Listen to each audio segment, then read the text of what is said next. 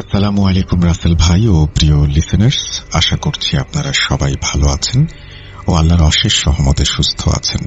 আমি মোহাম্মদ সিফাত আলম, ভূত.com এর একজন মডারেটর বলছি চট্টগ্রাম থেকে। আজ আমি আপনাদের সাথে যে ঘটনাটি শেয়ার করব সেটা আমি কালেক্ট করেছি সুরুজ নামের আমার এক ভাইয়ের কাছ থেকে। তিনি ভারতের বাসিন্দা। ঘটনায় প্রবেশ করার আগে ঘটনার ভেতরে থাকা ভুল ত্রুটির জন্য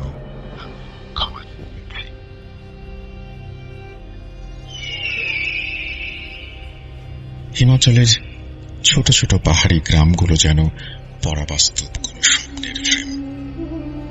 সবুজে ঢাকা ঢালু পাহাড়, পাইন আর দেবদারু গাছের ছায়ায় মোড়া সরু পথ, আর আকাশের গায়ে হেলান দিয়ে দাঁড়িয়ে থাকা চুপচাপ কুয়াশা। দিনের আলো এখানে ধীরে ধীরে নামে, আর সন্ধ্যা যেন নিঃশব্দে সরে এসে কারো কাঁধে হাত রাখে। আর ঠিক সেই সময়টাতে যখন অন্ধকার আর নিঃশব্দ মিলেমিশে অদ্ভুত ধরনের মৃদু ভয়ের অনুভব তৈরি করে, তখনই বাতাসে ভেসে ওঠে এক নাম, ঘোগর। এই নাম যেন কোনো মন্ত্র বা কোনো দীর্ঘশ্বাস, যেন পাহাড়ের ভাঁজে লুকিয়ে থাকা পুরনো গল্প, যার মুখ কেউ দেখে না কিন্তু যার ছায়া সবার মনে থাকে। আপনারা যদি একদিন হিমাচলের কোনো পাহাড়ি গ্রামের চায়ের দোকানে বসে থাকেন, একটা কাঠের বেঞ্চে, হাতে ধোয়া ওঠা কাপ, আর পাশে বসে কারোর সাথে আলাপ করেন, খুব বেশি দেরি লাগবে না এই শব্দটি শুনতে। এমন ভাবে উচ্চারিত হবে যেন সেটা পাড়া প্রতিবেশীর নাম, যেন প্রতিদিন দেখা হয় কিন্তু আসলে দেখা হয় না কোনো। ঘোগর, এই নামটা কারো মুখে হাসি এনে দেয়। কেউ বলে, আরে ও তো শৈশবের ভূতের গল্প, মায়েরা বলতেন ভয় দেখাতে। আবার কেউ বলে সেই শব্দটায় থমকে যায়, চোখ নামিয়ে নেয়, কণ্ঠ নরম হয়। কারণ ঘোগর নামটি শুধুমাত্র একটি ভয়ের গল্প নয়, এর সাথে জড়িয়ে আছে অনেক স্মৃতি। গ্রামীণ সমাজে ভয়ের ব্যবহার নতুন কিছু নয়। প্রজন্মের পর প্রজন্ম ধরে মায়েরা সন্তানদের আচরণ নিয়ন্ত্রণ করতে গল্প তৈরি করেছেন। বুড়ি এসে ধরে নিয়ে যাবে, কাকুর ভূত চলে আসবে, কিংবা এই পাহাড়ি অঞ্চলের মতো ঘোগর এসে টেনে নিয়ে যাবে। প্রথমে এগুলো ছিল নিছক কল্পনার খেলা, কিন্তু শিশুদের মন যে ঠিক কেমন সেটাই তো সমস্যার জায়গা। তারা যা শোনে তাই বিশ্বাস করে, তারা যা বোঝে না তা কল্পনা করে নেয়, আর বারবার সেসব বলা হলে সেই কল্পনা বসে যায় তাদের মনের গভীরে, রক্তে ও মাংসে। হিমাচলের ছোট এক গ্রাম, নিরিবিলি, গাছগাছালির চাদরে মোড়া জনপদ। এখানকার সকালের সূর্য যেন সবকিছু ছুঁয়ে ছুঁয়ে জাগিয়ে তোলে, আর রাত আসে নিঃশব্দে, যেন কেউ মেঘের আড়াল থেকে পৃথিবীর আলো নিভিয়ে দেয় ধীরে ধীরে। সেই গ্রামেই বাস করত কামাল নামের একজন সাদাসিধে পরিশ্রমী মানুষ। তার সংসার ছোট, বৃদ্ধ বাবা মা, স্ত্রী মিনা আর 5 বছরের ছেলে সুজন। সুজন ছিল প্রাণবন্ত, চোখে সবসময় কৌতূহল, মুখে প্রশ্নের ঝড়। সে একবার কিছু জিজ্ঞেস করলে তার উত্তর না পাওয়া পর্যন্ত ছাড়ত না। সে বলতো, মা, হো মা, ওই যে বন দেখা যায়, ওই বনের ভেতরে কি আছে মা? অথবা, ঘরের পেছনে সেই গাছটার পেছনে কেউ কি থাকে? এমন সব প্রশ্ন যা বড়দের অবাক করত, আবার মাঝে মাঝে চিন্তিতও করে তুলত। পাহাড়ি অঞ্চলে বাস করলেই মানুষ জানে প্রকৃতি যেমন অপূর্ব তেমনি রুক্ষ, রহস্যময়। সুজন যখন একা একা বাইরে যেতে চাইত, মা বাবা প্রথমে সাবধান করতেন, বলতেন, সাবধানে যাস, পা পিছলে গেলে কেউ দেখতেও পাবে না। কিন্তু শিশুদের কৌতূহল যতই বোঝানো হোক না কেন থামে না। সুজনের দুরন্তপনা নিয়ে তার মা বেশ চিন্তায় থাকতেন, আর তাই একদিন তাকে বলা হলো এমন এক কথা যা তার জীবনটাকেই তছনছ করে দিল ধীরে ধীরে। তাকে বলা হলো, বাবা সুজন, বাইরে গেলে ঘোগর এসে ধরে নিয়ে যাবে। এই একটি বাক্য, যার মধ্যে ছিল ভয়, শাসন ও অজানা কল্পনার বীজ। প্রথমবার এই বাক্য শুনে সুজন থেমে গিয়েছিল। তার চোখ বড় হয়ে গিয়েছিল, যেন কোনো নতুন চরিত্রের মুখ দেখছে। কিছুদিন পরই সে খেলার পুতুল ফেলে জানালার কাছে গিয়ে দাঁড়াতে শুরু করে। সে ফিসফিস করে বলে, ঘোগর কি কাল এসেছিল মা? এরপর শুরু হলো এক নতুন অধ্যায়। সে পুতুলের ভেতর খুঁজে বেড়াতো ঘোগরকে, বলতো, মা, ও লুকিয়ে আছে খাটের নিচে, কিংবা ও কাল রাতে আমায় ডেকেছিল। মা হাসতেন, আদর করে মাথা ঘষে বলতেন, বাবা, ঘোগর তো নিছক এক কল্পনা, ভয় পাস না। কিন্তু সেই কল্পনার শেকড় মাটির নিচে কতখানি চলে গেছে, তখন সে সম্পর্কে সুজনের পরিবার ছিল অজ্ঞাত।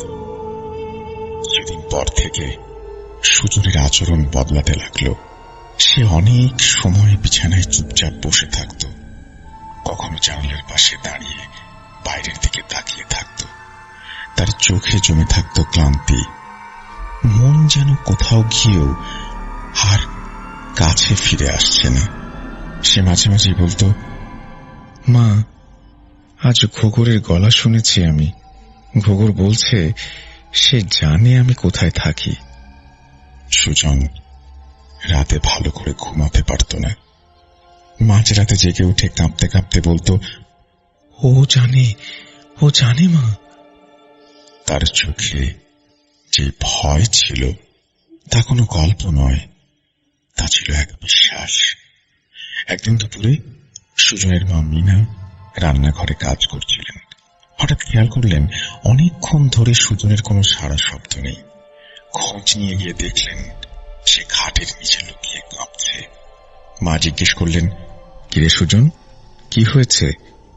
সে কাঁপা গলায় বলল, ঘোগর এসেছিল মা, ছায়া দেখেছি ওর।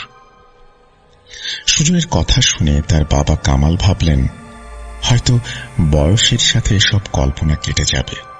তারা এই ব্যাপারগুলোকে তেমন একটা গুরুত্ব দিলেন না। কিন্তু এক রাতে, ঘন কুয়াশা আর একটু শীতল রাতে, সুজন ঘুম থেকে চিৎকার করে বসে পড়ল।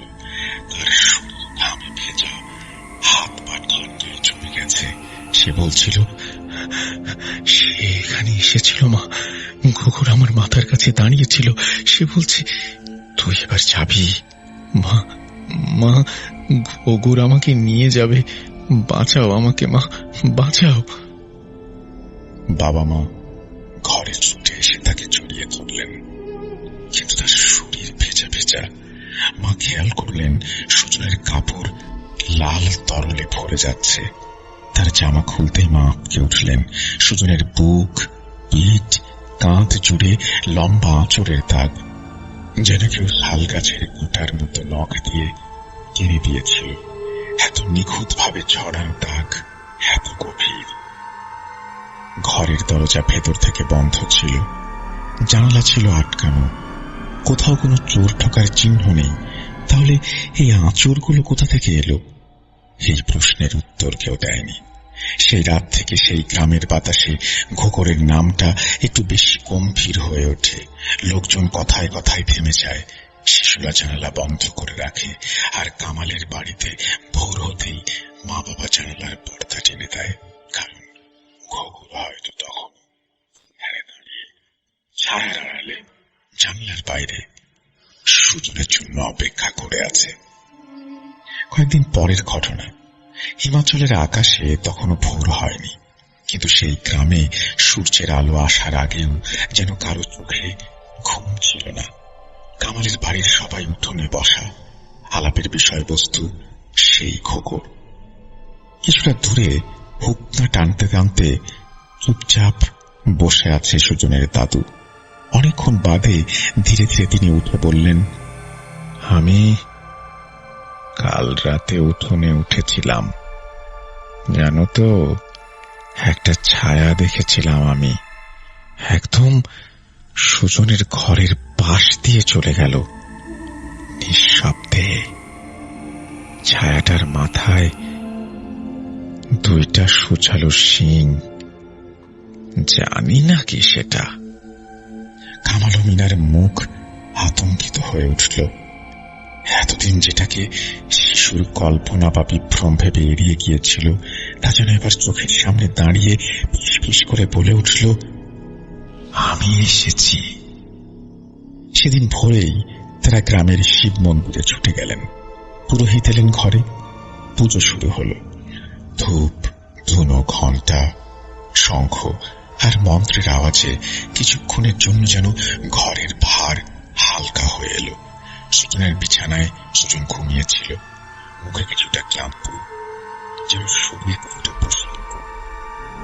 রাত পোহাতে বেশি দেরি ছিল না, আর সেই রাতেই আবার ঘুমের ভেতরে ঘামে ভিজে গেল গা, গলা শুকিয়ে গেল, চোখ লাল, আর তার কাঁধে আবার আঁচড়ের দাগ। তাদের পরিবার এখন বুঝতে পারছিল এই ভয় বাইরে থেকে আসছে না, ভয় শুধু ওর ভেতরেই বাসা বাঁধেনি। এই যেন সত্যি ঘোর যেন বাস্তবে রূপ নিয়েছে, যাকে কোনো সাধু পুরোহিতের সিঁদুর দিয়ে থামানো যাবে না। তখন কামাল বললেন, সুজনের মা, চলো আমরা গ্রামের বাইরে যাই, সেখানে এক তান্ত্রিকের কথা শুনেছি। দুপুরে তারা গেলেন এক পুরনো গুহার মতো আশ্রমে। সেখানে বসেছিলেন এক বৃদ্ধ, প্রায় অন্ধ, চোখ দুটি প্রায় সাদা হয়ে গেছে। তবুও মনে হচ্ছিল তিনি যেন সব দেখছেন।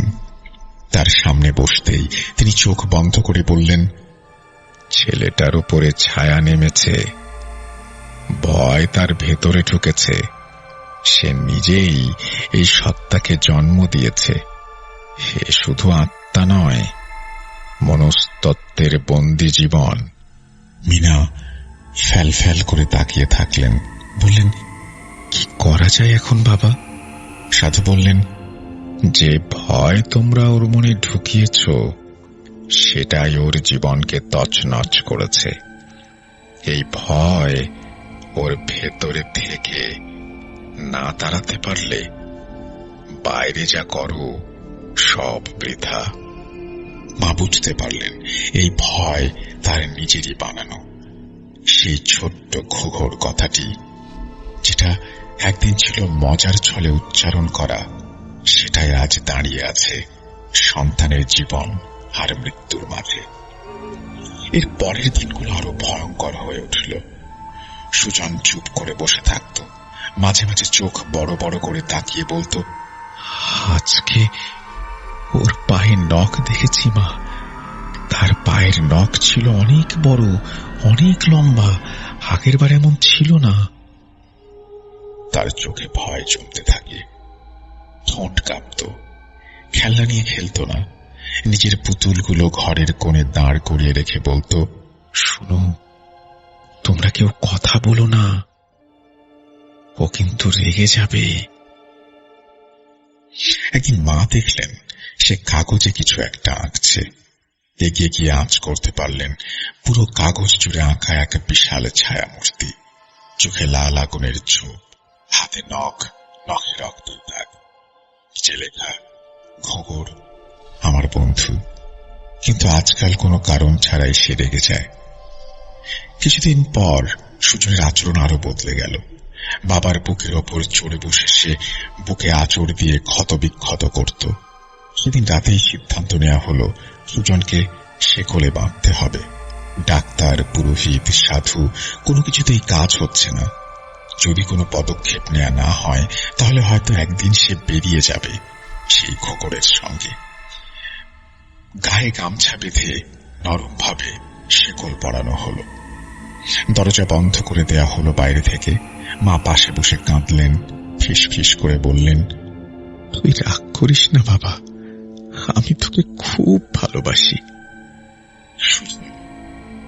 চাপ তাকিয়ে নিল, তার মুখে অভিমান, কিন্তু চোখে বোঝার ইঙ্গিত। তবু সেই রাতটাও শান্ত থাকলো না। হাত ঘুমে হঠাৎ এক চিৎকার কাঁপা কাঁপা গলায় সে বলছিল, ও বলছে সময় হয়ে গেছে, দরজা খুলে দাও।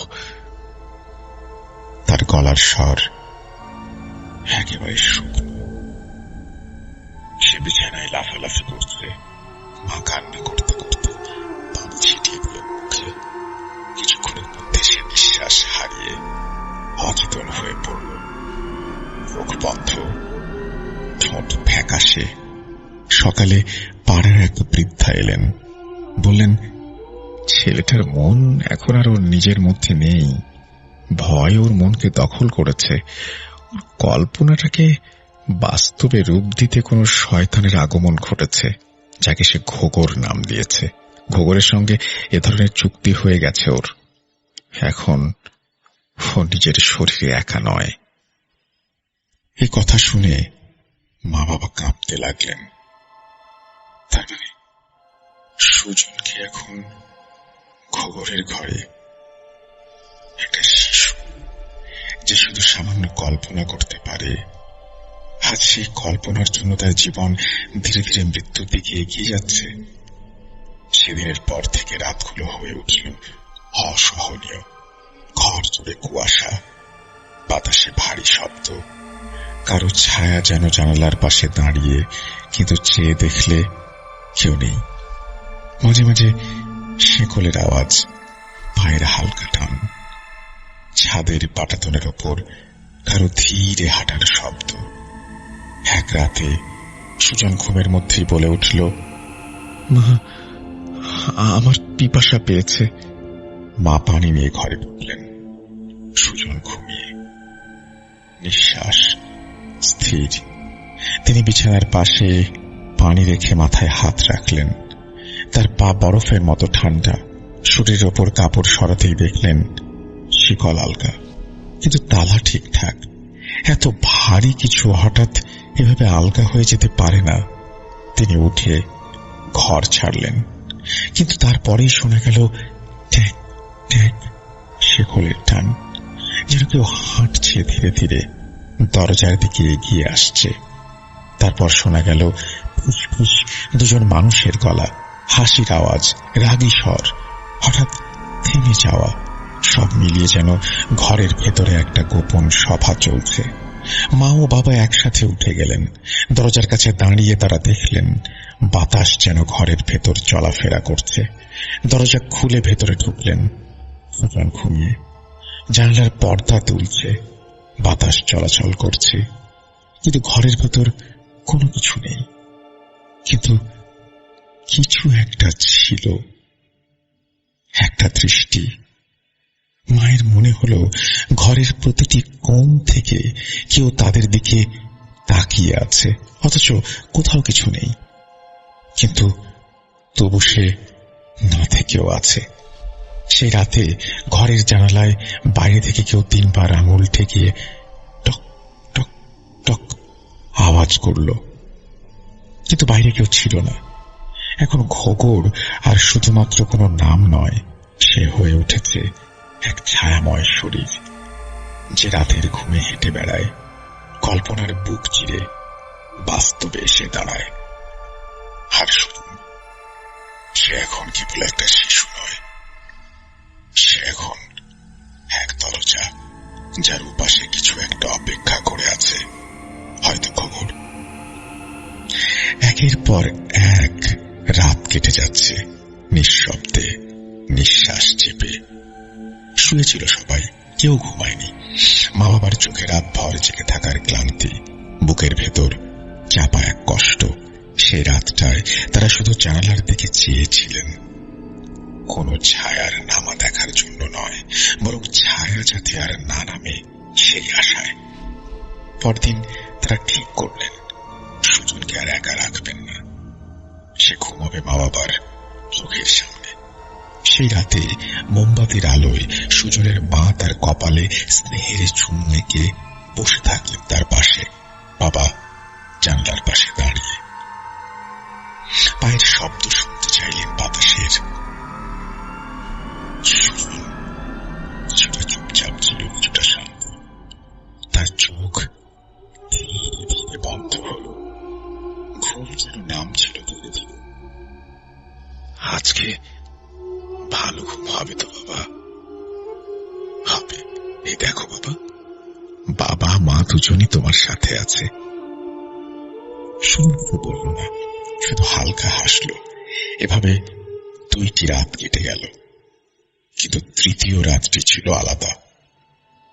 সেই রাতে রাত 3টা নাগাদ সুজন হঠাৎ বিছানা থেকে উঠে দাঁড়ালো। চোখ বন্ধ, মুখে অদ্ভুত এক প্রশান্তি, কিন্তু শরীর যেন অন্য কারো নিয়ন্ত্রণ। সে হাঁটতে শুরু করলো, ধীরে নিঃশব্দে। পায়ে শিকল বাঁধা, তার টান পড়ে ট্যাক ট্যাক আওয়াজ হচ্ছে। সেই শব্দে ঘর কেঁপে ওঠে। হঠাৎ সে থেমে গেল। তারপর তার শুরু উঠতে লাগলো। হ্যাঁ, ছিল সে সত্যিকারের ভাসমান এক দেহ। পায়ের নিচে বাতাস, মাথা একদিকে হেলানো, 2 হাত ছড়িয়ে, মুখে হাসি। কোন শিশুর নয়, কোন চেনা মুখের নয়। সেই হাসি আলাদা, যেন কারো ধার করা হাসি। মা চিৎকার করে উঠে এলেন, কাঁপা হাতে ছেলেকে ধরতে চাইলেন। ঠিক তখনই এক বিকট শব্দে সে নিচে পড়ে গেল। চোখ খুলে গেল। তারপর একেবারে স্বাভাবিকভাবে বলল, মা, তুমি আমার বন্ধুকে ভয় দেখালে কেন? সে তো খুব ভয় পেয়েছে। মা এক মুহূর্তে থমকে গেলেন। বাবার সুর, ঘরের বাতাস থমকে গেল, শব্দ থেমে গেল। তারা দুজন ঘরের চারিদিকে তাকালেন। কেউ নেই, কেউ যেন কখনো ছিলও না। কিন্তু বাতাস এতটা ভারী কেন? আলো এতটা ম্লান কেন? সেই মুহূর্তেই তারা বুঝলেন ঘর বদলে গেছে। এটা আর সেই ঘর নয় যেখানে তারা ছেলেকে ঘুম পাড়াতেন। এখানে এতক্ষণ কেউ ছিল, হয়তো এখনো আছে। এর পরের দিনগুলোতে তারা ঠিক করলেন সুজন যা ভুলবে তা হেসে উড়িয়ে দেবেন না। প্রতিটি বাক্য শুনবেন, বুঝবেন, ব্যাখ্যা করবেন, কারণ তার প্রতিটি কথা কল্পনা নয়, এখন সেগুলো বাস্তব সংকেত। সন্ধ্যায় মা একবার খুব স্নেহ করে তাকে জিজ্ঞেস করলেন, তোমার বন্ধুটি কি আবার এসেছিল বাবা? সুজন হালকা হেসে বলল, না। উত্তর দিল চোখের দৃষ্টিতে। তারপর এক দৃষ্টিতে চেয়ারের দিকে তাকিয়ে বলল, ও তো এখানেই আছে মা, ও এখনো বসে আছে। মা চেয়ারের দিকে তাকালেন। সেখানে কিছু নেই, কিন্তু বাতাস যেন থমকে গেল। ঘরের আলো হালকা কমে এলো। ঘরের বাতাস যেন অদৃশ্য কারো নিঃশ্বাসের শব্দ পেল। আমি তো আসলেই আছি। সেই রাত ঘুমিয়ে এলো। সুজন বিছানা যাওয়ার আগে বলল, মা, ঘুঘুর বলছে আজ সে আমাকে নিয়ে যাবে। মা, আমি কি যাব তার সাথে? মা কান্না চেপে বললেন, তুই কোথাও যাবি না বাবা, তুই আমার বুকের ধন। সুজন কিছু বলল না। সে তার খেলনাগুলো গুছাতে লাগলো। একটা একটা করে মাটিতে রেখে বলল, ও বলছে সব নিয়ে যেতে। মা দাঁড়িয়ে রইলেন, শব্দহীন, নিঃশ্বাস বন্ধ করে। একটি ভয়, যে ভয় একদিন শুধু একটি গল্প ছিল, আজ সেই ভয়ই যেন তার সন্তানকে নিজের করে নিতে এসেছে। সুজন এখন আর আগের মতো কথা বলে না। তার মুখে এক ধরনের নির্লিপ্ততা, চোখে এক গভীরতা যা কোনো শিশুর নয়। একদিন সন্ধ্যায় খাটের নিচ থেকে পুরনো খেলনাগুলো টেনে বের করলো সে। একটার পর একটা বড় করলো, আর ধীরে ধীরে সব একটি ব্যাগে গুছিয়ে ফেলল। মা জিজ্ঞেস করলেন, এসব কি করছো বাবা? সে উত্তর দিল, মা, ঘুঘুর বলেছে সব নিয়ে যেতে হবে, আমি এখন ওর সাথে যাব। মা ভয়ে জড়সড় হয়ে গেলেন। চিৎকার করে তার স্বামীকে ডাকলেন। বাবা ছুটে এসে বললেন, কে বলেছে যাবি? কার সাথে যাবি? সুজন ধীরে ধীরে সোজা হয়ে চেয়ারের দিকে আঙ্গুল তুলল। ও আমাকে নিতে এসেছে। চেয়ারটা খালি, কিন্তু ঘরের বাতাস আবার ভারী হল। হয়ে উঠল, বাতি ঝিমঝিম করতে লাগলো। সেই মুহূর্তে মনে হচ্ছিল ঘরের অধিপতি এখন যেন আর তারা নয়, এমন কেউ যে দৃশ্যমান নয়। ঘর জুড়ে কেবল ছায়া আর শ্বাস, যা তাদের তিনজনের কারো নয়। সেই রাতে আবার সুজন শিকলে বাঁধা অবস্থায় শুল, কিন্তু ঘুম ছিল না তার চোখে। সে চুপচাপ শুয়ে থেকে বলল, মা, আমি এখানে আর থাকতে চাই না। সবাই আমায় ভয় পায়। ও বলছে ওর সঙ্গে গেলে আমি শান্তিতে থাকবো। মা কাঁদতে কাঁদতে বললেন, তুই আমার কলিজার টুকরা। আজ তোর বিনিময়ে সব ছেড়ে দিতে পারি, কিন্তু তুই থাক বাবা। সুজন বলল, তুমি বুঝবে না মা, এখন ও আমার বন্ধু না, শুধু বন্ধুই না, ও আমার সবকিছু। রাত গভীর হল, আকাশে কোনো তারা ছিল না, যেন আকাশটা মুখ ফিরিয়ে নিয়েছে। সকালে ঘুম ভেঙে মা বাবা দেখলেন ঘরের দরজা আধ খোলা, জানালার পর্দা নড়ে, বিছানায় সুজন নেই। শিকল মাটিতে পড়ে আছে, কাটা নিখুঁত ভাবে, যেন কারো হাতে ধারালো একটা কিছু ছিল, সেটা দিয়ে কাটা হয়েছে। ঘরে কোথাও কোনো শব্দ নেই, শুধু বাতাসে শোনা যায় এক মৃদু প্রতিধ্বনি, সুজনের কণ্ঠের প্রতিধ্বনি। বাবা, আমি যাচ্ছি। সেদিন সূর্য উঠেছিল পূর্ব দিগন্তে, কিন্তু সেই আলো যেন সুজনের ঘরের অন্ধকার ভেদ করতে পারছিল না। এক অন্যরকম সকাল, সূর্য উঠে আশ্বাস দেয় না, আলো এলেও গায়ে লাগে না। মানুষ জড়ো হলো, গ্রাম জুড়ে খোঁজ চলল, জঙ্গল, নদী, পাহাড়, গুহা সব খোঁজা হলো, কিন্তু সুজন নেই, কোথাও নেই। সুজন সুজন বারবার ইশারা দিয়ে দেখানো সেই চেয়ারটার কথা মনে পড়ছে, যেটা পড়ে আছে এক কোণে, চুপচাপ ফাঁকা। তবু মনে হয় কেউ ওখানে বসে আছে, এখনো তাকিয়ে আছে মা বাবার দিকে, চোখে সেই অচেনা হাসি নিয়ে। ঘোগর, সে কি শুধু ভয়, নাকি কোনো শয়তানের নাম? সে কি নিছক গল্প, নাকি এক ছায়া যাকে একবারে ডেকে ফেললে সে আর ফিরে যায় না? সেদিন রাতটাও পার হয়ে গেল নিঃশব্দে। সুজন নেই, তার পায়ের ছাপ কোথাও মেলে না, আর তার ডাক কানে আসে না। তার পুতুলগুলো পড়ে আছে ছড়িয়ে ছিটিয়ে, যেন এক অসমাপ্ত খেলা রেখে সে চলে গেছে অচেনা কোনো খেলা ঘরে। সেই দিনটার পর তার পরিবার ভেঙে পড়েনি, তারা জমে গেছে। শোক তাদের গিলে ফেলেনি, তাদের ঠান্ডা করে দিয়েছে। মা মিনা এখন আর সহজে কাঁদেন না। তিনি বসে থাকেন জানালার পাশে, ঠিক যেখান থেকে সুজন তাকিয়ে থাকত। সে রাতে অনেক রাত পেরিয়ে হঠাৎ একবার তিনি শুনলেন একটা ক্ষীণ কোমল চেনা কণ্ঠ, মা, এবার আমি আসি। তার গায়ে কাঁটা দিয়ে উঠল,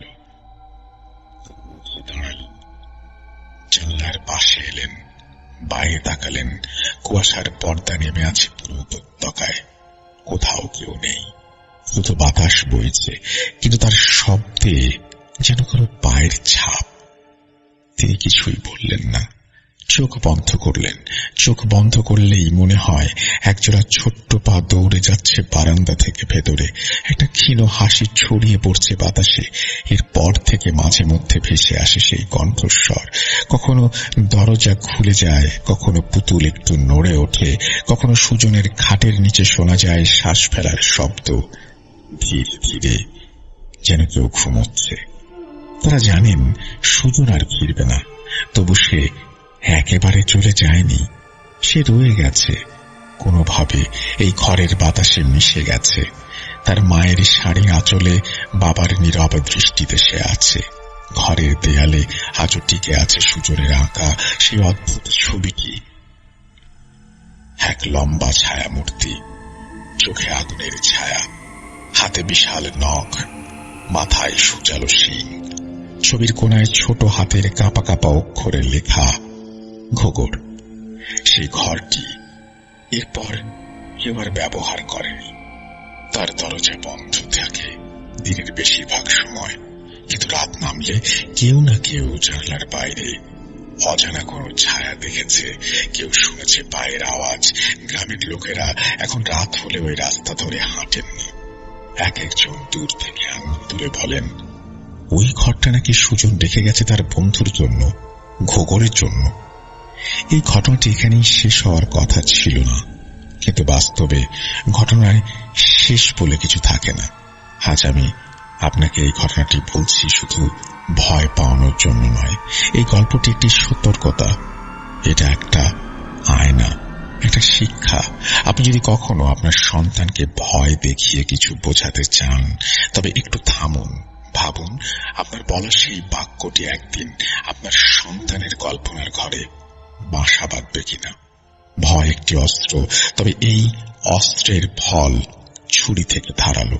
শিশুর মন একরকম ক্যানভাস, আপনি যা আঁকবেন সে তাই বিশ্বাস করবে। তো সমস্যা হচ্ছে শিশুর কল্পনার সামনে আমাদের যুক্তির জায়গা নেই।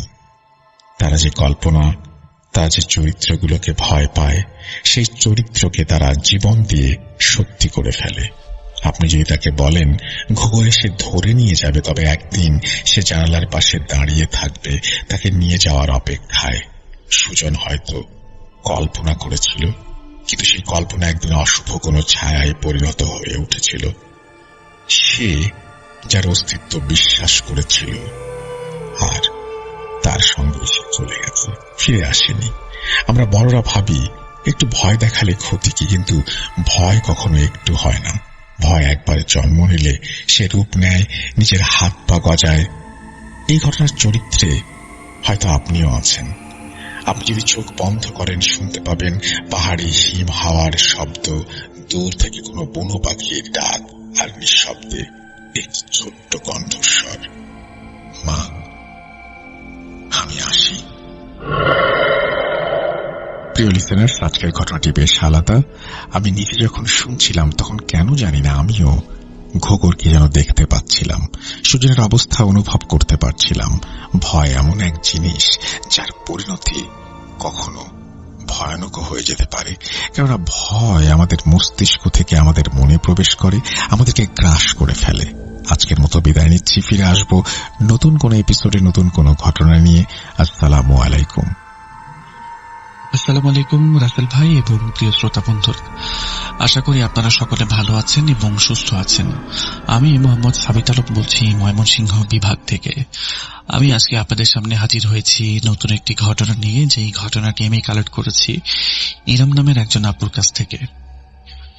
ইরাম আপু যে ঘটনাটি আমাকে বলেছেন, সেই ঘটনাটি আসলে মূলত ওনার বোনকে নিয়ে, ওনার ছোট বোন আলিনা। সরাসরি ঘটনায় চলে যাই, চলুন প্রিয় লিসেনার্স।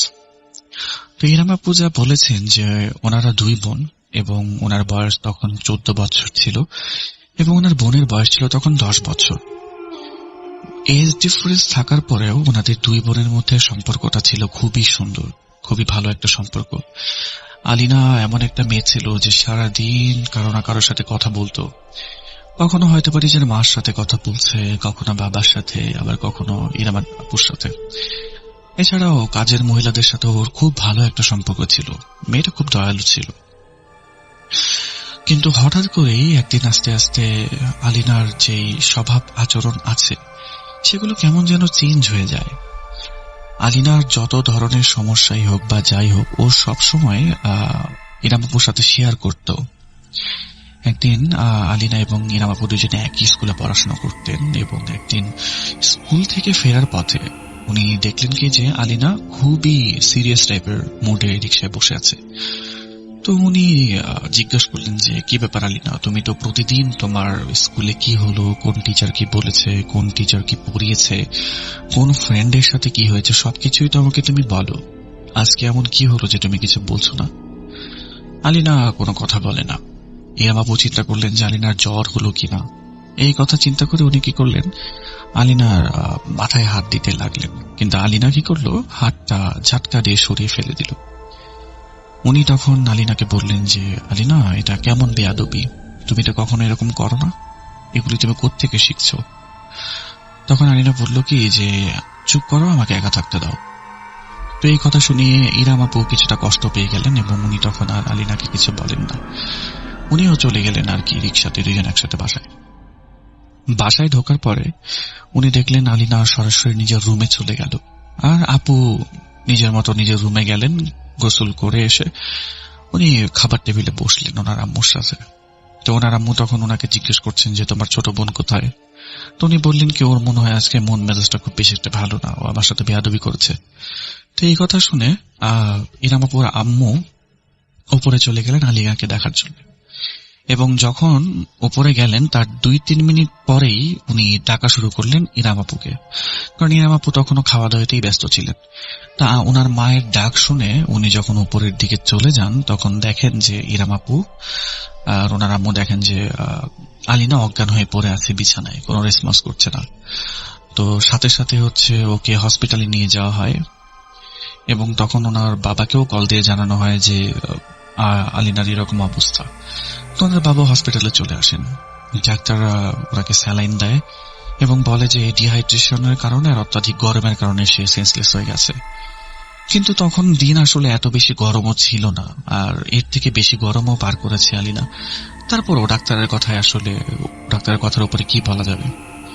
তো প্রায় মোটামুটি 2 ঘন্টা পরে আলিনার যখন জ্ঞান ফেরে তখন আলিনা জিজ্ঞেস করে যে তাকে এখানে কেন আনা হয়েছে।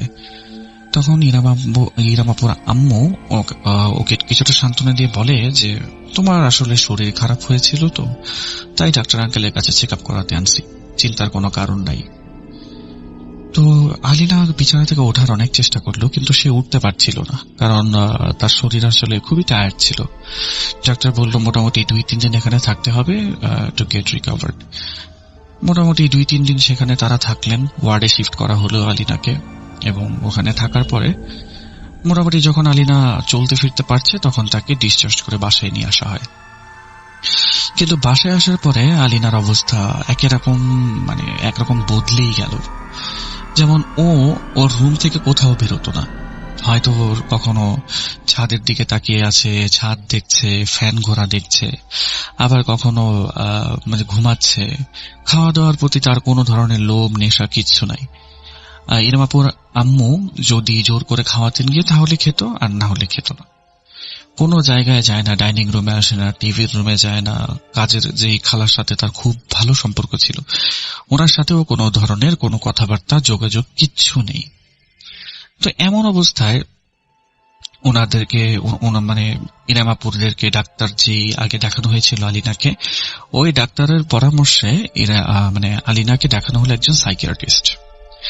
তো সাইকিয়াট্রিস্টের কাছে ট্রিটমেন্ট নিতে থাকলো আলিনা। এভাবে প্রায় 8-9-10 সেশন যাওয়ার পরে ডাক্তার কিছুটা হতবাক এবং ডিসঅ্যাপয়েন্টেড যে এটা আমার প্রথম এমন রোগী যে এতগুলি সেশনের পরেও বিন্দুমাত্র উন্নতি দেখায় নাই, বা বিন্দুমাত্র কোনো ধরনের কোনো ইমপ্রুভমেন্ট সে দেখালো না, বরঞ্চ আরো ডাউনগ্রেড হয়ে যাচ্ছে। So maybe it's not possible here, I can not do it. তো ওনাকে সাইকিয়াট্রিস্টের কাছ থেকে নিয়ে আসা হয়। বাসায় আসার পরে আলিনার অবস্থা আগের মতোই চলতে থাকে। তা আলিনার একটা অভ্যাস ছিল যে সে তেলাপোকা খুব বেশি ভয় পেত, খুবই ভয় পেত তেলাপোকা। ইভেন টিভিতে যদি তেলাপোকার কোনো অ্যাডও আসতো আর ওখানে যদি তেলাপোকা দেখানো হতো তাহলে আলিনা সেখান থেকে সরে যেত বা টিভিটা বন্ধ করে চোখ বন্ধ করে রাখত। কিন্তু ইরাম আপু একদিন সন্ধ্যার পরে আলিনার রুমে যখন যায়, উনি দেখেন যে আলিনার হাতে বড় একটা তেলাপোকা, এবং ওই তেলাপোকাটাকে সে চাপ দিয়ে ধরে আছে। তেলাপোকা বেচারা পা ছড়িয়ে বের হওয়ার চেষ্টা করছে, কিন্তু পারছে না। তো এই দৃশ্য দেখে ইরাম আপু আন্টিকে ডাক দিলেন, ওনার মাকে আর কি ডাক দিয়ে বললেন যে, দেখো মা, তোমার মেয়ে কি করছে। তো আন্টি এসে এই দৃশ্য দেখে কিছুটা ভয় পেয়ে যান এবং কাজের মহিলাকে ডাক দেন, বলেন যে তুমি ওকে সরাও, ওর হাত থেকে তেলাপোকা সরাও। তো তারপরে কাজের মহিলা অনেক কষ্ট করে ওর হাত থেকে তেলাপোকাটা সরানোর পরে ওয়াশরুমে গিয়ে হাত ধুয়ে আনার পরে আলিনা যখন বিছানায় শয় তখন ওনার আম্মু ওনাকে জিজ্ঞেস করে যে, আলিনা, তুমি তেলাপোকাটা ওইভাবে কেন ধরেছিলা? তখন আলিনা আপু বলে, মা, তুমি কোন তেলাপোকার কথা বলছো?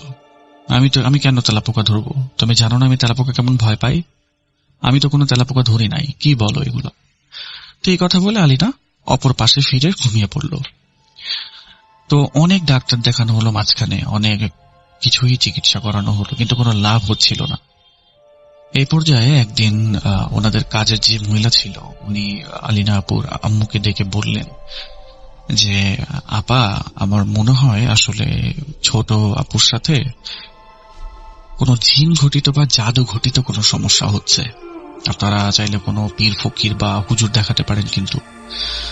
তো আলিনা আপুর আম্মু বললেন যে, না, এই সমস্ত জিনিস থেকে আমাদেরকে দূরে রাখো, আমরা এগুলো বিষয়ে বুঝিও না, এগুলো বিষয়ে আমরা বিশ্বাস করি না, তুমি চুপ থাকো এগুলো নিয়ে। তো কাজের মহিলা আর কোনো কথা বাড়ালেন না। তো এরপরে একদিন হচ্ছে ইরামাপুর আব্বু জিনিসগুলো নিয়ে খুবই চিন্তা করছিলেন, এবং একদিন কি করলেন, সবাই একসাথে ডাইনিং রুমে বসা হলো, আলিনাকেও ডাইনিং রুমে ডাকা হলো, এবং আলিনার আব্বুকে বললেন যে, মা দেখো, তোমার কি সমস্যা আমাদেরকে বলো, যদি কোনো সমস্যা থাকে আমাদেরকে না বলে তুমি আর কাকে বলবা বলো। তখন আলিনা হচ্ছে একটু রেগে গিয়ে বলে কি যে, আমার তো কোনো সমস্যা নাই, তোমাদের সমস্যা আছে আমাকে নিয়ে, আমি ঠিকই আছি, শুধু শুধু তোমরা আমাকে কেন বিরক্ত করো। এই কথা বলে সে ডাইনিং রুম থেকে উঠে চলে গেল। এরপরে একদিন আলিনা আপুর যে বাবা ছিল, ওনার একজন বন্ধু আসে বাসায়। তো বন্ধু বাসায় আসার পরে ওনার বন্ধুকে জুস দেওয়ার জন্য রান্নাঘরে হচ্ছে কাজের মহিলাটা চলে যায়, লেবুর শরবত বানায়, লেবুর জুস করে নিয়ে আসছিল। তখন ওই দেখে আলিনা বলে কি যে, আমি দিয়ে আসছি জুসটা, এই বলে গ্লাসটা হাতে নিয়ে আসে। এবং গ্লাসটা হাতে নিয়ে আসার পরে ও কি করে, ওই আলিনা আপুর যে বাবার বন্ধু তার সামনে ধরে। এবং ওই টাইমে ইরাম আপু শুনতে পারেন যে ওনার বাবা ড্রয়িং রুম থেকে চিৎকার করছে যে, তুমি যাও, এখান থেকে যাও, আর এটা পরিষ্কার করো, এরকম করে কাজের মহিলাকে বলছে। উনি যখন ড্রয়িং রুমে গেলেন, ইরাম আপু যখন ড্রয়িং রুমে গেলেন, তখন দেখতে পারলেন যে কাঁচের গ্লাস পরে ভেঙে আছে, এবং আলিনা দৌড়ে নিজের রুমের দিকে যাচ্ছে। তো কিছুক্ষণ পরে ওনারা সবাই আলিনার রুমে যান এবং দেখেন আলিনা গিয়ে ঘুমাচ্ছে। তো সবাই ইরাম আপুর আব্বুকে জিজ্ঞেস করে যে, কি হয়েছিল আসলে, এমন কি হয়েছিল যে আপনি এরকম চিল্লাচিল্লি করলেন। উনি যেটা বললেন বিষয়টা অনেকটা এরকম ছিল যে, যখন আলিনা গ্লাস নিয়ে আসছিল তখন সে হাতে কোনো চামচ নিয়ে আসে নাই। তো গ্লাসের ভেতরে যে শরবতটা ছিল সেটা চিনি যে মিশবে, সেটার জন্য সে নিজের আঙ্গুল দিয়ে সেটাকে মেশানোর চেষ্টা করছিল। তখন ইরাম আপুর আব্বু আলিনাকে বলল কি যে, মা, এটা তো ঠিক না, কারো এরকম ধরা খাবার কাউকে দেওয়া কি ঠিক? তুমি এটা রেখে দাও, আমি আরেকটা নিয়ে আসতে বলি। তো আলিনা নাকি ওনার আব্বুর বন্ধুকে সেই গ্লাসটা দিয়ে বলে যে, খা, এরকম করে তুই টোকারি করে বলে, এবং এরপরে গ্লাস থেকে টিকটিকে লাফ দিয়ে ওনার আঙ্কেলের হাতে চলে যায়। তো এরপরে উনি ওনার বাবার যে বন্ধু তাকে খুব বাজে ভাষায় একটা গালি দেন। এই কথা শুনে ইরাম আপুর যে আব্বু, উনি হচ্ছে ওনার বন্ধুকে বলেন কি যে, দোস্ত, আমার মেয়েটা তো একটু অসুস্থ, তুই কিছু মনে করিস না, আরেকদিন আয়, আজকে আসলে একটু সমস্যা। তো ওনার বন্ধু সবকিছু আন্ডারস্ট্যান্ড করে সেখান থেকে চলে গেলেন। কিন্তু আলিনার মতো এরকম একটা ভালো লক্ষ্মী একটা মেয়ের মুখ থেকে এরকম গালি আসলে শোনা কোনোভাবেই এক্সপেক্টেড নয়। তো এরপরে ইরাম আপুর আব্বু ওনার আম্মুকে বলেন যে, মনে হয় আমাদের মেয়ের সাথে কোনো শারীরিক সমস্যা আসলে নাই, কারণ শারীরিক সমস্যা হলে এত এত ডাক্তার দেখাইলাম, এই ডাক্তারগুলো দেখানোর পরে 1% to 10% একটা বেনিফিট তো হওয়ার কথা, একটা ইমপ্রুভমেন্ট তো হওয়ার কথা, কিন্তু কিছুই তো হলো না। আমার মনে হয় এটা জিন বা জাদু রিলেটেড কিছু। দেখি, আমি আগামীকালকে আমার কোনো কলিগের সাথে এই বিষয়ে কথা বলে দেখি কি করা যায়। তো এভাবেই উনি ওনার একজন কলিগের সাথে কথা বললেন, এবং ওনাকে বলা হলো কি, সিলেটের একটা জায়গার কথা বলা হলো যে ওইখানে নিয়ে যাও, একটা মাজার। তো মাজারে ওনারা পরের দিনে রওনা দিলেন, এবং মাজারে যে রুলসটা ছিল ওখানে 3 দিন নাকি থাকতে হবে ওনাদের। তো মাজারে যাওয়ার পরেই নাকি আলিনার অবস্থা কিরকম চেঞ্জ হয়ে যায়, ওর উপরে জিনার হাজিরা হয়। এবং হাজিরাটা এমন ছিল যে আলিনা মাজারের ভেতরে ঢুকেই, যেরকম মাজারের ভেতরে কিছু মানুষ নৃত্য করে, নাচ করে, ওরকম ভাবে সে নৃত্য করছে। এবং যখন ওনার মা ওনাকে থামানোর জন্য যায়, তখন পাশের একটা মহিলা চিৎকার করে বলে কি যে, ও যা করছে ওকে তাই করতে দেন, একটু পরে নিজের থেকেই ঠিক হয়ে যাবে। তো তো 5-10 মিনিট এরকম করার পরে আলিনা নিজে থেকেই পড়ে অজ্ঞান হয়ে যায় এবং এরপরে জ্ঞান ফিরলে ঠিক হয়ে যায়। বারবার জ্ঞান ফেরার পরে জিজ্ঞেস করছিল যে আমাকে এখানে কেন আনছো, আমার ভালো লাগছে না এখানে, আমাকে দয়া করে এখান থেকে নিয়ে যাও। ওনার মা বলছিল কি যে আমরা এখানে ঘুরতে আসছি, দোয়া কালাম করে চলে যাব। দোয়া কালামের নিয়ম হচ্ছে আমাদের 3 দিন থাকতে হবে, তো 3 দিন থেকে দোয়া কালাম করে আমরা চলে যাব, তুমি চিন্তা করো না। তো 3 দিন সেখানে থাকার পরে বেশ কয়েকবার আলিনার উপরে হাজির হয় জিনে, কিন্তু ওখানে কোনো ধরনের কোনো ট্রিটমেন্ট আসলে আলিনার হয় না। তো ওখানে থাকা একজন বৃদ্ধ ভদ্রলোক অনেক চেষ্টা করার পরও জিনের হাজিরা আলিনার উপরে করাতে পারেন নাই। তো এরপর ওনারা আরেকটা ঠিকানা দিল, রাজশাহীর একটা ঠিকানা, বললো কি এখানে যান, এখানে এই জায়গায় যাবেন, এই জায়গায় আসলে সন্ধ্যার পরে জিনেদের একটা বাসস্থান থাকে এবং একজন মুরব্বী আছে এই জায়গায়, ওই মুরব্বীর সাথে কথা বলেন গিয়ে। ওনারা সেদিন রাত্রেবেলায় রওনা হলেন এবং সেই জায়গায় গেলেন। যাওয়ার পরে দেখলেন কি যে একটা নাইট একটা মোটামুটি কবরস্থানের মতো একটা জায়গার নাইট গার্ডটা তাদেরকে প্রথমে ঢুকতে দিচ্ছিল না। পরে ভেতর থেকে একটা বৃদ্ধ বয়স্ক লোক বললেন কি যে আপনারা কারা, এখানে কেন আসছেন? তো এরপরে আলিনা আপুর আব্বু সবকিছু ওনাকে মোটামুটি বলার চেষ্টা করলে নাইট গার্ডকে বলে দরজা খুলে দেওয়া হয়। ওনারা ভিতরে গিয়ে সেই বৃদ্ধ বয়স্ক লোকটাকে সবকিছু বললেন। বলার পরে উনি কিছুক্ষণ পর বললেন কি যে আপনাদের মেয়ের উপরে আসলে কোন একটা মহিলা প্রতিশোধ নিচ্ছে। তখন ইরামাপুর আম্মু জিজ্ঞেস করেন কি প্রতিশোধ নিচ্ছে মানে এটা কি আমাদের পরিবারের কেউ বা আমাদের আত্মীয় স্বজনের কেউ? ওই বৃদ্ধ ভদ্রলোক বললেন কি যে না, এটা কে আমি জানি না, তবে ওর সাথে আপনাদের কোনো সম্পর্ক নেই। কেন প্রতিশোধ নিচ্ছে, কি কারণে এমন করছে কিছুই জানি না। তো এই কথা বলার পরপরই সবাই দেখলেন কি যে আলিনা হাতের মধ্যে একটা পাথর নিয়ে জোরে সেই বৃদ্ধ ব্যক্তির মাথায় ছুঁড়ে মারে এবং ওই বৃদ্ধ ব্যক্তির মাথায় পাথরটা লাগে এবং সে ব্যথা পান। এরপরে আলিনাপুর আব্বু ওই বৃদ্ধ ব্যক্তিকে কোন রকমে উঠিয়ে পড়েন কি যে তাহলে ওর একটু চিকিৎসা করে দেন না। উনি তখন বৃদ্ধ ব্যক্তিটা বলে কি যে না, আমরা শুধুমাত্র যদি কোনো কারণে জিন নিজে থেকে কারো উপরে আসে এবং বিরক্ত করে সেই চিকিৎসাগুলি আমরা করি, কিন্তু যদি জাদু ঘটিত কিছু হয় সেটা আমরা আসলে করি না, আমাদেরকে মাফ করবেন আর এখান থেকে চলে যান, এক মুহূর্ত আর এখানে আপনারা থাকবেন না। ওনাদেরকে সেখান থেকে চলে যেতে বাধ্য করা হলো এবং ওনারা চলে এলেন। এরপরে ওনাদের মোটামুটি অনেক হুজুর, কবিরাজ, ফকির দেশের বিভিন্ন জায়গায় দেখানো হয়। এরপর একদিন ওনাদের পাড়া প্রতিবেশী থেকে একজন বলেন কি যে আপনারা এমন একটা জায়গা আছে, সেই জায়গায় একটা মাজার আছে, ওই মাজারে গিয়ে দেখতে পারেন, ওখানে হাজিরা দিলেই সকল সমস্যা নাকি সমাধান হয়ে যায়। যেহেতু অন্য কোথাও সমস্যার সমাধান হয় নাই, ওইখানে হয়তো আপনাদের সমস্যাটা সমাধান হতে পারে। এরপরে পরের দিনে ওনারা চলে যান আসলে সেই জায়গার উদ্দেশ্যে। ওখানে যাওয়ার পরে আবার আগের মতো আলিনার উপরে জিনের হাজিরাটা হয় এবং এবার হাজিরা হওয়ার পরে আলিনা কি করে, পাশে থাকা একটা মহিলার উপরে ঝাঁপিয়ে পড়ে, ওনার চুল ধরে টানছে এবং চেহারাতে খামচি দিচ্ছে। আলিনার আব্বু আম্মু কেউই ওকে সামলাতে পারছে না। হঠাৎ করে এক সময় আলিনা আপুর আব্বু কিছু একটা দোয়া পড়ে আলিনার উপরে যখন ফু দেয়, তখন আলিনা কিছুটা স্বাভাবিক হয় এবং স্বাভাবিক হয়ে সেই মহিলাটাকে ছেড়ে আলিনা দৌড়ে সেই মাজারের মতো জায়গাটা থেকে বের হয়ে যায় এবং ওই টাইমে ওনাদের চোখের সামনে ঘটে ওনাদের জীবনের সব থেকে বড় একটা দুর্ঘটনা। আলিনা যখন বের হয়ে গেল মাজারের সামনে থেকে, তখন রোডে যাওয়ার পরে একটা পেছন থেকে একটা গাড়ি এসে আলিনার উপর দিয়ে চলে যায় এবং আলিনা স্পট ডেড হয়ে যায়। তো এটাই ছিল ঘটনা, কিন্তু আপনারা হয়তো বা মনে করছেন যে ঘটনার অনেক কিছুই জানতে পারিনি। সেই বিষয়গুলো এবার আপনাদেরকে আমি জানাবো আলিনাপুর ইরামাপুর মাধ্যমে। আলিনা মারা যাওয়ার মোটামুটি 10-12 দিন পরে ওনাদের বাসায় আলিনার একজন টিচার আসে, একজন মহিলা টিচার। তো যখন কাজের মহিলা এসে আলিনাপুর আব্বুকে বলে কি যে আলিনা আপুর টিচার আসছে, ছোট আপার টিচার আসছে, তখন ওনাকে ড্রয়িং রুমে বসানো হয়। সবাই যখন গিয়ে ওনার সাথে কথা বলেন, তখন উনি বলেন কি যে আমি অনেক দুঃখ পাইছি এই কথা শুনে যে আলিনা আর নেই, কিন্তু আমি জানি যে আলিনাকে কে মেরেছে। ওনারা তো এই কথা শুনে অবাক যে আলিনাকে মারবে কে, আলিনার তো অ্যাক্সিডেন্ট হয়েছে, তাও আমাদের চোখের সামনে, আলিনাকে কে মারবে? তখন ওই টিচার বলতে শুরু করেন যে ওইখানে একটা কথা বলে রাখা ভালো, আমি মিস করেছি আসলে।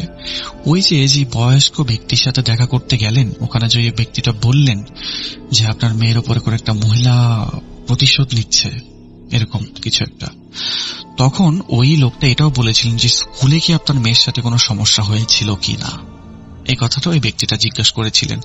এবং আলিনাকে যখন শেষবারের মতো মাজারের দিকে নিয়ে যাওয়া হয়, তার আগের দিন রাত্রেবেলা বাসাতেই ওর উপরে হাজিরা হয়েছিল এবং ওর মুখ দিয়ে একটা পুরুষ গলায় কেউ কথা বলছিল। যখন আলিনাকে বলা হয় যে মা তোমার কি হয়েছে, আলিনা তখন বলে যে আমি মহিলা না, আমি পুরুষ, আমি ওকে না মেরে যাব না। তখন আলিনা আব্বু জিজ্ঞেস করে যে তুমি কেন আমার মেয়েকে এরকম বিরক্ত করছো, বলো তুমি কি চাও, তোমার কি আল্লাহর ভয় নাই? তখন ওই ভেতরে থাকা জিনটা নাকি বলে যে আমি এটা নিজের ইচ্ছায় করছি না, আমাকে দিয়ে জোর করে করানো হচ্ছে, আমি ক্ষমা চাচ্ছি, কিন্তু আমাকে এটা করতেই হবে। এরপরে আলিনাপুর আব্বু যখন জিজ্ঞেস করে যে তোমাকে এই কাজ কে করাচ্ছে, তখন নাকি আলিনার কিছু বলে নাই। আচ্ছা, এই দুটা জিনিস আমি মিস করেছিলাম। এখন চলে আসি ওই টিচারের কথায়। টিচার বললেন কি যে যেদিন থেকে আলিনা স্কুলে আসা বন্ধ করে দেয়, সে এর আগের দিন আলিনার আর তার একটা ফ্রেন্ডের মধ্যে একটু ঝামেলা হয়েছিল। আমি সেটার বিচার করেছিলাম এবং দুই পক্ষের কথা শুনে আমার মনে হয়েছিল এবং আমি জানতাম যে আলিনার কোনো দোষ নেই। তখন আমি তার বন্ধুকে সবার সামনে বকাবাদ্দি করি, আমি একটু বেশি ইমোশনাল হয়ে গিয়েছিলাম আসলে। তো ওই মেয়েটা কান্না শুরু করে এবং আলিনা পেছন থেকে এসে মেয়েটার কাঁধে হাত দিয়ে বলে কি আর কেঁদো না, কিন্তু মেয়েটা আলিনার হাত ঝাড়া দিয়ে সরিয়ে দেয়। তো এরপর দিন থেকে আলিনা আর স্কুলে আসে না। আমি যখন প্রিন্সিপালের সাথে কথা বললাম, তখন প্রিন্সিপাল আমাকে বলেছিল আলিনা মেডিকেল লিভে আছে। তো আমি ভাবলাম কি যে ঠিক আছে, হয়তো বা শারীরিকভাবে অসুস্থ, কিন্তু যখন এরপর আপনারা আর স্কুলে আসেন না আলিনাকে নিয়ে, তখন বুঝতে পারলাম যে আলিনা হয়তোবা স্কুল চেঞ্জ করেছে বা শিফট করেছে। কিন্তু এরপরে ঘটতে শুরু করলো আরো কিছু অদ্ভুত ঘটনা। ওই মেয়েটা যার সাথে আলিনার ঝগড়া হয়েছিল, ওই মেয়েটার সাথে আরেকটা তার ক্লাসমেটের ঝগড়া হয় এবং পরবর্তী দিন থেকে সেই মেয়েটাও আর স্কুলে আসে না। এই ঘটনা হওয়ার পরে যখন আমি আবার প্রিন্সিপালের কাছে যাই, প্রিন্সিপাল আমাকে বলে যে সেও নাকি মেডিকেল লিভে। তো এরকম ঘটনা এই 6 মাসের মধ্যে প্রায় 5 থেকে 6 বার হয়ে গেছে। এরকম 5 থেকে 6টা স্টুডেন্ট আর স্কুলে আসে না। তো এরপরে একদিন এমন হয় যে ওই যে মেয়েটা আছে যার সাথে আলিনার ঝগড়া হয়েছিল, সেও একদিন স্কুলে আর আসে না। তখন আমরা কি করলাম, আমি কি করলাম, প্রিন্সিপালের কাছে গিয়ে জিজ্ঞেস করলাম যে এই মেয়েটা কেন স্কুলে আসে না। তখন উনি বললেন কি যে ওনার বাসা থেকে আমাদেরকে কিছু জানানো হয় নাই। তখন আমি ভলেন্টিয়ার করে বললাম কি যে আমরা একটু কি হোম ভিজিটে যাব। তখন প্রিন্সিপাল আমাকে নাম্বার দিলেন আর ঠিকানা দিলেন। কিন্তু সন্ধ্যার পর আমার ভাইকে নিয়ে যখন আমি সেখানে যাই, তখন আমি ওই বাসায় তালা দেখতে পাই এবং এই বাসায় কেউই ছিল না। তা আমি পাড়া প্রতিবেশীকে জিজ্ঞাসা করতে থাকি যে আপনার এখানে কি কোনো বাচ্চা থাকতো যার মার সাথে থাকতো, এরকম কি কেউ ছিল? তখন পাড়া প্রতিবেশী কনফার্ম করে যে হ্যাঁ, এখানে একজন মহিলা থাকতো তার বাচ্চাকে নিয়ে, কিন্তু রাতারাতি সুন্দর করে তারা পালিয়ে যায় এখান থেকে কোনো একটা কারণে। এরপরে আমার পেছনে একটা মহিলা এসে আমার কাঁধে হাত দিয়ে বলে কি আপনি ওনাদের সম্পর্কে কি জানতে চাচ্ছেন। এরপরে ওনাকে নিয়ে, ওনাদের দুজনকে ভাই বোনকে নিয়ে ওই মহিলা ঘরের ভেতরে আসেন এবং বলেন যে এই মহিলা আসলে একজন জাদুকর ছিল। ওনার মেয়েকে খুবই ভালোবাসতেন উনি, এবং ওনার মেয়ের সাথে যখনই কারো ঝগড়াঝাটি হতো ওই বাচ্চাটা অসুস্থ হয়ে যেত এবং মারাও পর্যন্ত গেছে। এরকম 2-3টা বাচ্চা এভাবে মৃত্যু হয়েছে। আমরা যখন সন্দেহ করে বুঝতে পারি এবং পুলিশের সাহায্য নেওয়ার কথা চিন্তা করতে থাকি, এই কথা শুনে উনি পালিয়ে চলে যান। আর কি করেছে এই মহিলা? এরপরে আমার কাছে সবকিছু ক্লিয়ার হতে লাগলো যে কেন এই বাচ্চাদের সাথে ঝগড়া হওয়ার পরে এই বাচ্চারা স্কুলে আসে না। আর আলিনার মৃত্যুর খবরটা শুনে তখন আমি নিশ্চিত হই যে হ্যাঁ, আসলে যেই কথাগুলো হয়েছিল সেই কথাগুলি সত্যিই ছিল। তো এই ছিল আলিনার আসলে মৃত্যু রহস্য। এখন কতটুকু কি হয়েছে সেটা আসলে উপরওয়ালাই ভালো জানে। এই ছিল আমার ঘটনা ডিয়ার লিসেনার্স আজকে আপনাদের জন্য। যদি ভালো লেগে থাকে তাহলে ধন্যবাদ, আর ভালো না লাগলে আই এম রিয়েলি সরি। আশা করি পরবর্তীতে আবারও নতুন কোনো ঘটনা নিয়ে নতুন কোনো এপিসোডে ফিরে আসবো। ততদিন পর্যন্ত সকলে ভালো থাকুন, সুস্থ থাকুন এবং ভূত.com এর সাথেই থাকুন। আমি মোহাম্মদ সাবিত আলম বিদায় নিচ্ছি ময়মনসিংহ বিভাগ থেকে। আসসালামু আলাইকুম।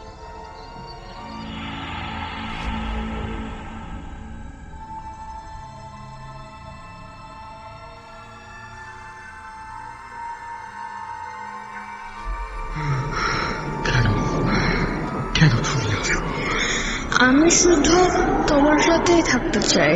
কিভাবে সম্ভব? মৃতদের এই পৃথিবীতে থাকতে নেই। তুমি তুমি চলে যাও, চলে যাও, প্লিজ চলে যাও।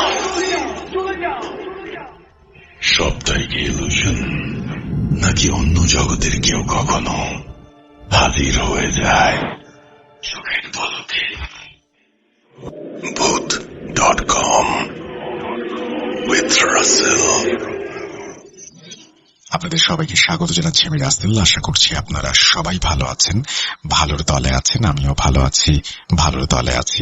যেভাবে ঘটনাটি লেখা আছে আমি সেভাবেই পড়ে শোনাচ্ছি। আসসালামু আলাইকুম রাসেল ভাই, আশা করি মহান আল্লাহ তাআলার দোয়ায় ভালো আছেন। আজকে আমি আমার নিজের জীবনে ঘটে যাওয়া একটা ঘটনা শেয়ার করব। জানি না কতটা গুছিয়ে লিখতে পারবো। আমার পক্ষে স্টুডিওতে গিয়ে ঘটনাটি শেয়ার করা সম্ভব না, তাই লিখে পাঠালাম। আপনি পড়ে শোনালে খুশি হব। ব্যক্তিগত কারণে আমার নাম প্রকাশ না করলে উপকৃত হব। ছোটবেলা থেকেই আমার সাথে নানা ধরনের প্যারানরমাল ঘটনা ঘটেছে, সেগুলো না হয় অন্য একদিন শেয়ার করব। আজকে 6 মাসে আমার সাথে ঘটা ঘটনাগুলো বলছি, যার ব্যাখ্যা আমি আজও খুঁজে পাইনি।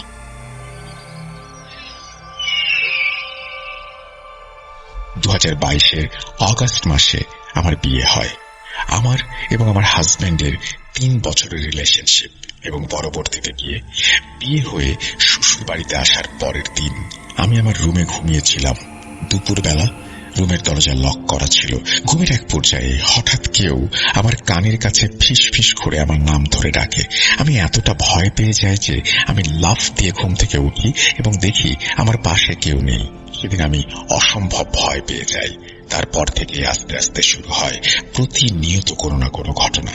আমি যখন একা থাকি আমার রুমে তখন মনে হয় আমার পাশে কেউ নুপুর পায়ে হাঁটছে, কিন্তু যখন কেউ আমার রুমে আসে তখন আর সেই নুপুরের শব্দ পাই না। আমি যখন কিচেনে বা ওয়াশরুমে কাজ করি আমার মনে হয় আমার পেছন দিয়ে একটা বাচ্চা মেয়ে হেঁটে চলে গেল। এমনকি আমি যখন ঘুমাই তখন এমন কিছু স্বপ্ন দেখি যার রেশ ঘুম থেকে ওঠার পরও থাকে।